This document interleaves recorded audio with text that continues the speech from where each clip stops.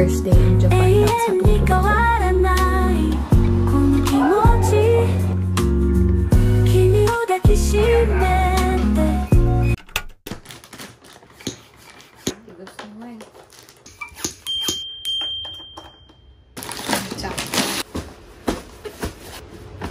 So, ayan. Ito yung ginamit ko.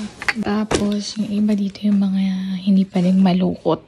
And then, dito naman, hindi ko siya pupunuin para may mga lalagyanan pa ng pasalubong. Nagdala ko ng extra bag just in case hindi kasya dito lahat. And then, these are my shoes. 2 boots lang. And then, magdala ko ng slippers and rubber shoes. Super laka daw talaga doon.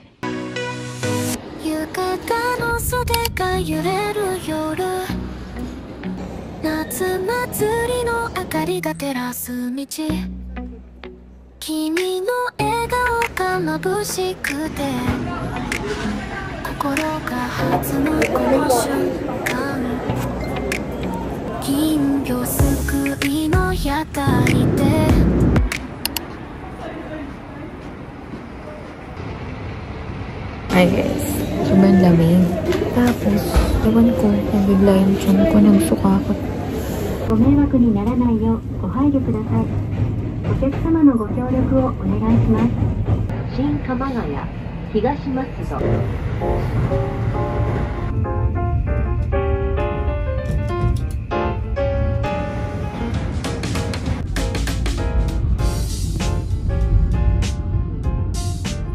Hi guys, I'm here.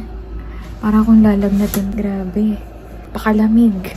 Ito yung kitchen. Ang cute nung place. Maliit lang siya pero para siyang hotel. Nakikistay lang ako dito sa place ng pinsan ko. So, ito siya.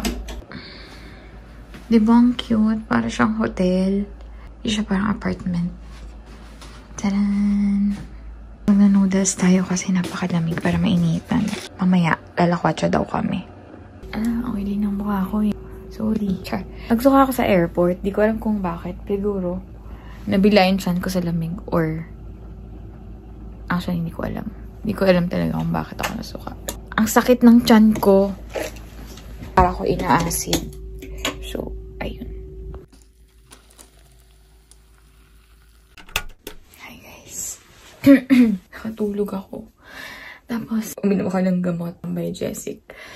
Tapos, sinuka ko. Hindi ko alam. Baka excited lang ako. Tiyah.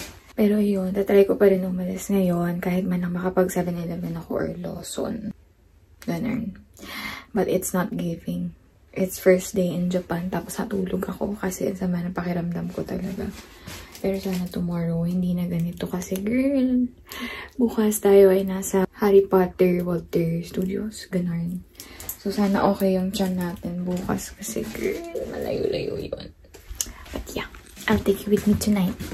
Oh, we're the vlogger.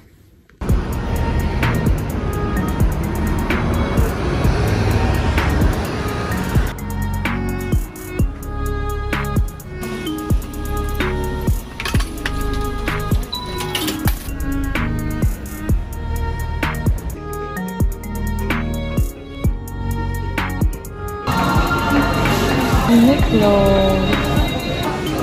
Bili tayo ng coat.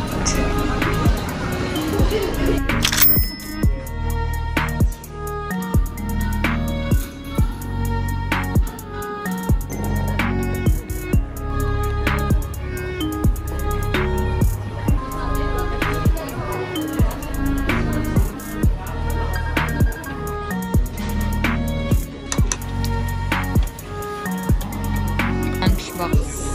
Oh, tcharam!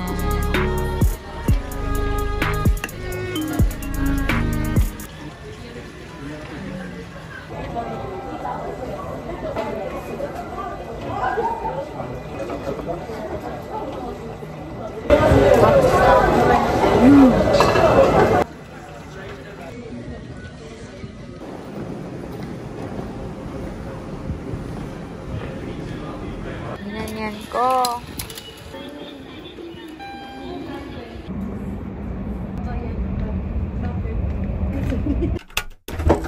Morning.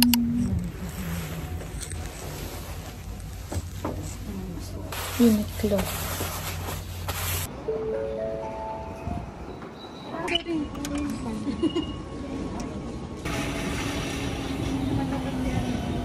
Yay! Ayan na.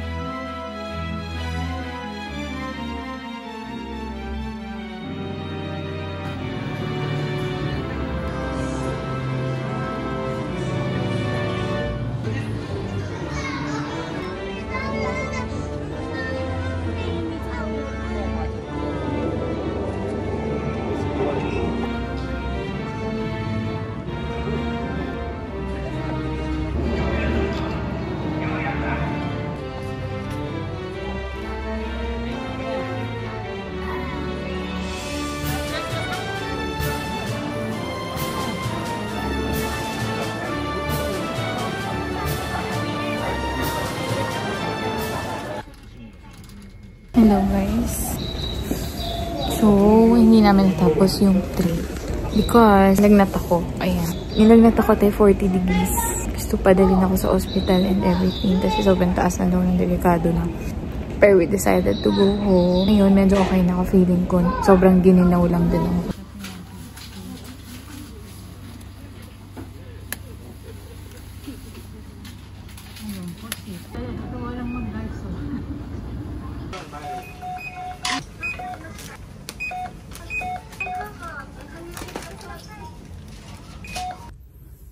Ayan.